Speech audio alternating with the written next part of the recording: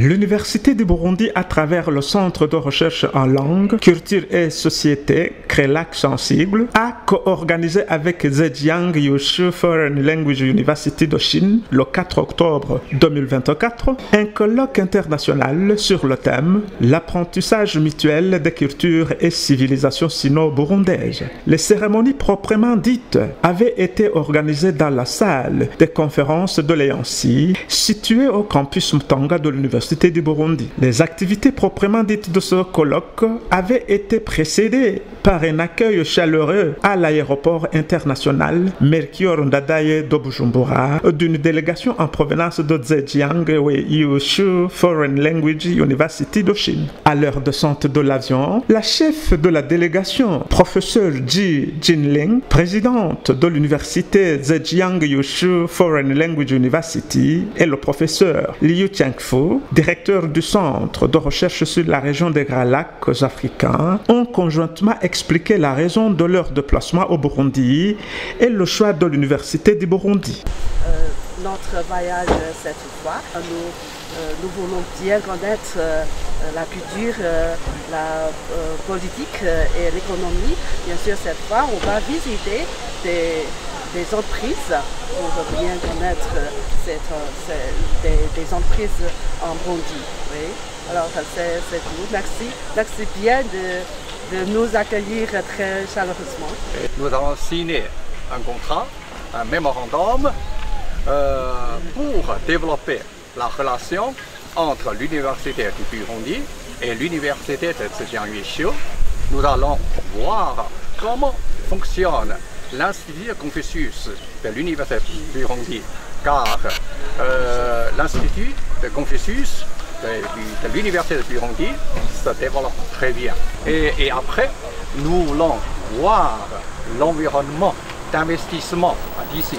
Nous voulons connaître la situation sociale d'ici. Et nous voulons savoir l'environnement d'investissement.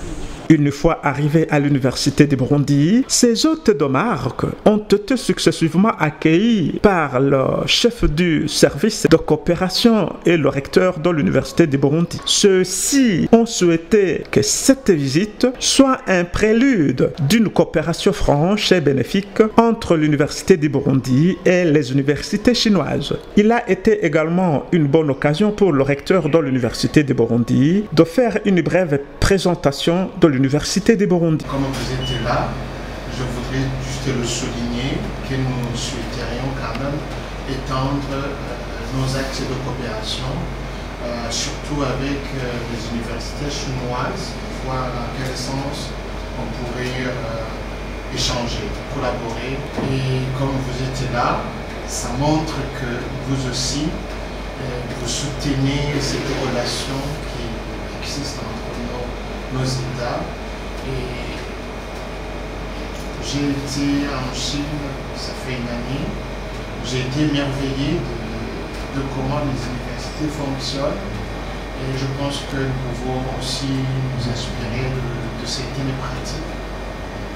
Et surtout, on avait vu certains domaines, notamment la transformation agroalimentaire, et bien même les technologies électroniques ou les technologies de construction. Ce sont des aspects que nous avons vraiment appréciés en Chine.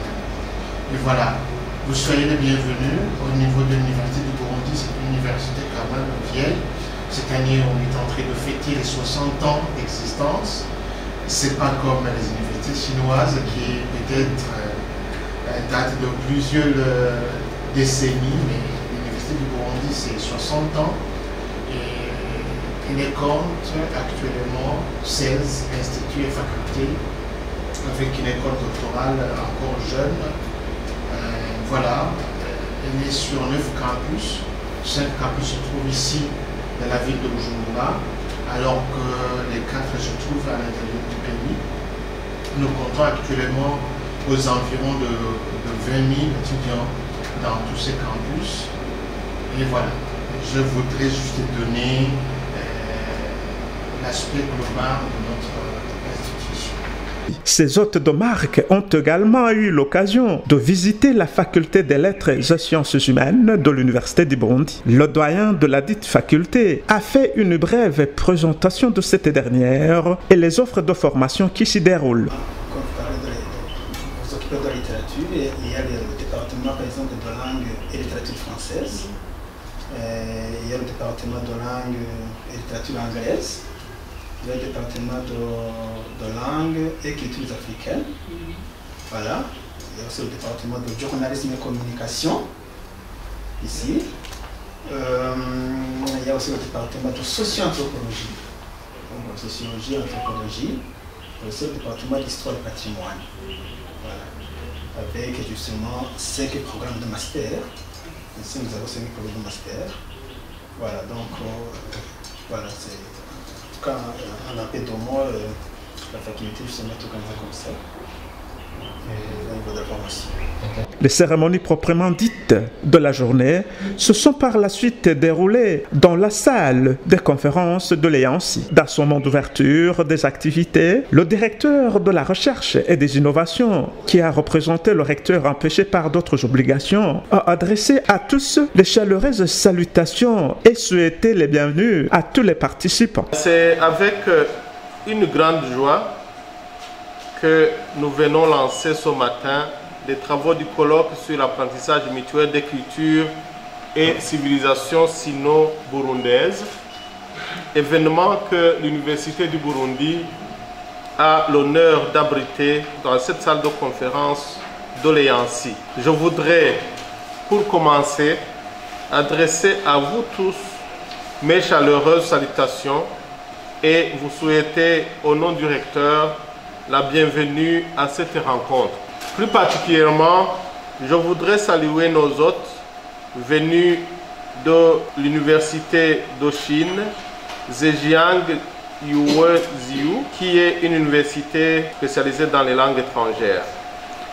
Vous êtes les bienvenus à l'Université du Burundi, comme d'ailleurs tout à l'heure le recteur en personne vous l'a exprimé. Il a par la suite laissé entendre que depuis quelques années, l'Université du Burundi a entrepris de grands efforts pour redynamiser la recherche et les stratégies mises en œuvre pour y arriver. Depuis quelques années, l'Université du Burundi a entrepris de grands efforts pour redynamiser la recherche en engageant tous les enseignants-chercheurs des différentes facultés et instituts regroupés au sein de leurs centres de recherche respectifs dans des travaux et activités de recherche susceptibles de contribuer au développement socio-économique du pays.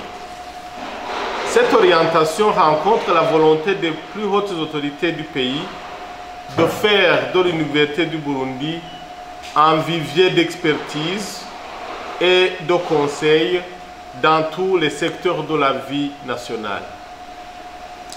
Dans ce cadre, une des stratégies parmi les plus prometteuses est de tisser des liens de collaboration et de partenariat avec des institutions nationales et internationales qui jouissent de suffisamment d'expérience et de savoir-faire dont toutes les parties peuvent avantageusement profiter dans un esprit gagnant-gagnant.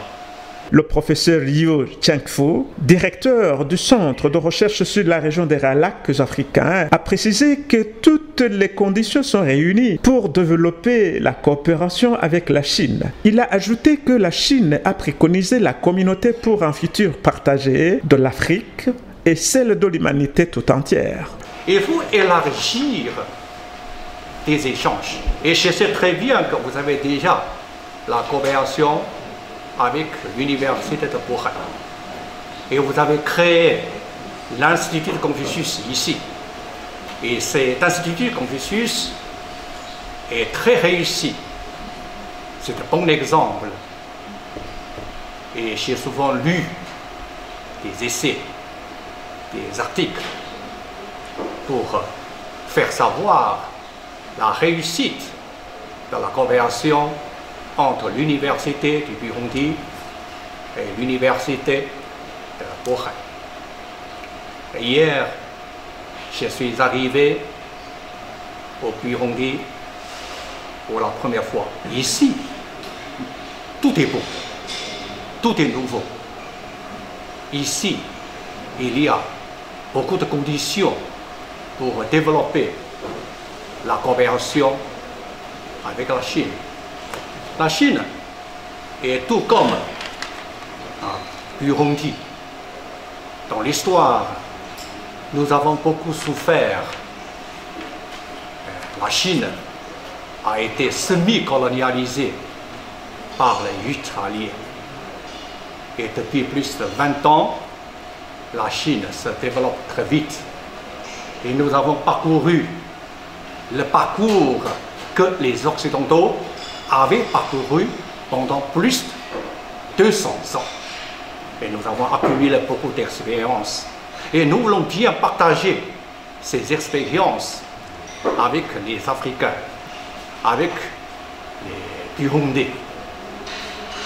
Monsieur le Président Xi Jinping a préconisé la communauté pour un futur partagé de l'Afrique. Et plus tard, il a préconisé la communauté pour un futur partagé de l'humanité. Le professeur Ji Jinling a profité de l'occasion pour présenter l'université Zhejiang Yushu et les enseignements qui s'y déroulent, ainsi que le ranking de cette université au niveau mondial. Je voudrais profiter de cette chance pour présenter notre université. L'université Yueshu de Zhejiang est située à Shaanxi, dans une petite ville mais très belle, dans la province du Zhejiang. Fondée en 1981, notre université dispose actuellement de 3 campus par rapport de l'université du Burundi. C'est moins un campus, mais sur une superficie de 106 hectares environ. On y compte plus de 17 000 étudiants à plein temps qui se répartissent dans 51 disciplines, dont 17 langues étrangères, par exemple anglais, français, allemand, espagnol, russe, italien, portugais, etc. Et donc, ces 51 disciplines se regroupent en 6 matières majeures: littérature, économie, gestion, art, ingénieur et éducation. Notre université attache depuis sa création une grande importance à la construction des disciplines.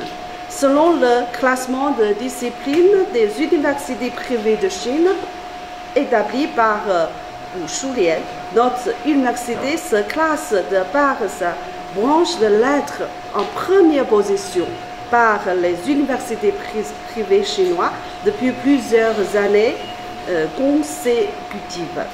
D'après le classement 2024 des universités privées de Chine établi par Shanghai Jiangqi, notre université se classe en 6e position parmi plus de 600 universités présentes en termes du potentiel global. Aussi, notre université dispose d'un corps enseignant composé de plus de 1300 professeurs et autres personnels, dont près de 100 enseignants étrangers venant des États-Unis, Royaume-Uni, du Canada, de Corée du Sud, du Japon aussi que d'autres pays. Notre université s'efforce de promouvoir énergiquement l'internationalisation de l'université selon le classement des niveaux d'internationalisation des universités du Zhejiang, publié par le département de l'éducation de la province du Zhejiang. Notre université a occupé la première place pendant 6 ans pour le niveau global d'internationalisation des universités en diplôme de licence de la province. Actuellement, dans le cadre des accords de partenariat que l'université a conclu avec 180 universités et institutions éducatives de plus de 30 pays et régions.